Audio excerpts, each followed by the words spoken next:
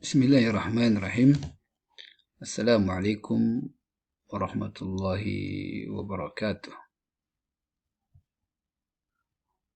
Alhamdulillah, salatu wassalamu ala rasulillah wa ala alihi wa ashabihi wa man walahu amma ba'd.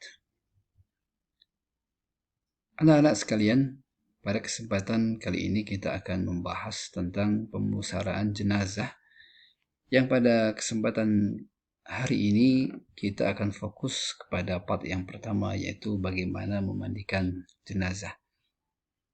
Sebelum kita memulai, tentunya pembahasan ini sangat penting karena kita pasti akan mengalaminya.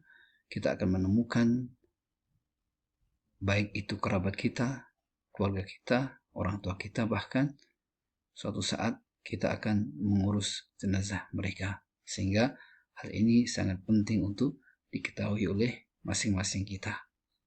Sebelum kita mulai, maka apa yang harus dilakukan ketika seorang meninggal? Ketika kita temukan seorang meninggal, maka yang pertama adalah dianjurkan untuk memejamkan mata. Ya, kenapa? Ini sebagaimana dilakukan oleh Nabi SAW. Ketika Nabi SAW mendapatkan jenazah Abu Salamah, maka Nabi SAW pun memejamkan kedua matanya.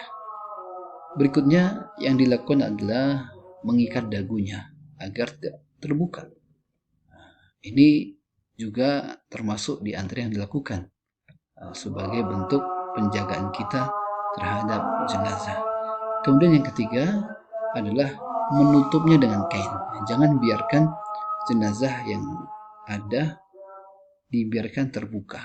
Maka yang bagus adalah jenazah itu ditutup dengan kain. Kemudian yang keempat adalah yang dianjurkan ketika ada mayit, maka hendaknya segera untuk diurus, segera dipersiapkan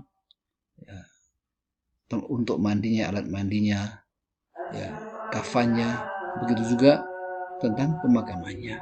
Hal ini karena Rasulullah SAW pernah bersabda, asri'u bil janazah, fa in taku salihatan fa khairun tuqaddimunaha, wa in yaku siwa dhalika fa syarrun tada'unahu an riqabikum. Kata Rasulullah, percepatlah pengurusan jenazah itu. Kenapa? Karena jika orang itu adalah orang yang saleh, maka itu adalah kebaikan yang akan segera dipercepat. Namun sebaliknya, jika orang itu bukan orang yang saleh, maka itu adalah keburukan yang segera engkau letakkan dari pundak-pundak kalian. Maka siapapun dia, disyariatkan, dianjurkan untuk segera diselesaikan atau disegerakan pengurusan jenazahnya. Mari kita bahas part yang pertama, yaitu bagaimana cara memandikan mayit.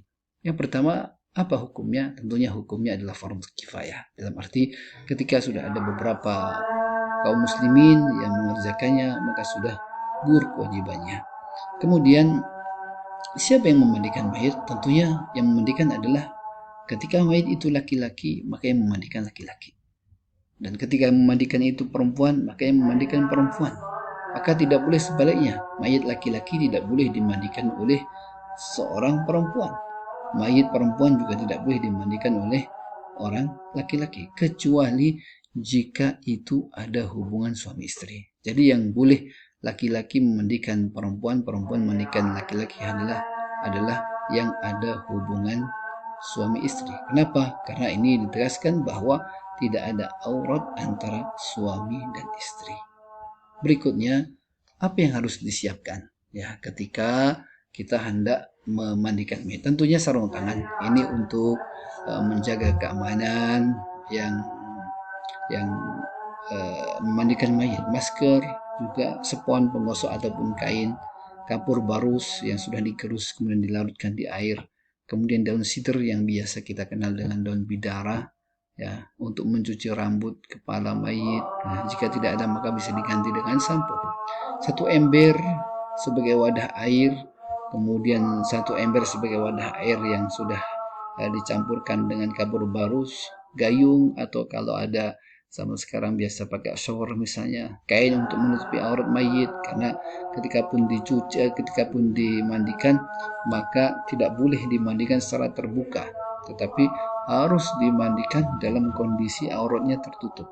Kemudian handuk untuk mengelap setelah selesai mandi, plaster digunakan apabila ada luka-luka, kemudian gunting kuku apabila si mayit masih ada kuku yang panjang. Bagaimana cara memandikan mayit? Yang pertama, sebelum dimandikan, lemaskan dulu persendian mayit. Ya, rentangkan tangannya, kemudian ditekuk. Ya, dicoba ditekuk. Ya, kemudian kakinya juga sama. Ya, ditekuk. Ya, supaya apa? Supaya lemas. Ya, supaya lebih lentur. Ya. Kemudian berikutnya lepaskan pakaiannya. Ya, ini ketika memang masih bisa ditekuk persendiannya. Jika tidak, maka ya harus digunting. Ya, dan tentunya harus hati-hati. Tetap auratnya jangan sampai terlihat. Ya, harus dijaga. Kemudian yang ketiga adalah menutup tempat mandi tersebut. Jangan ketika memandikan itu dipertontonkan. Ya, karena yang memandikan itu hanyalah orang-orang yang amanah, yang bisa menjaga aib-aib kekurangan yang ada pada mayit tersebut. Kemudian berikutnya bagaimana caranya? Ya, teknisnya bagaimana? Yang pertama, ya berniat untuk memandikan dan mengucapkan basmalah. Karena niat ini wajib ketika seorang itu mandi besar, ketika orang itu hidup. Yang kedua, angkat kepalanya, ya sedikit didudukkan, kecuali wanita yang hamil, sampai mendekati posisi duduk.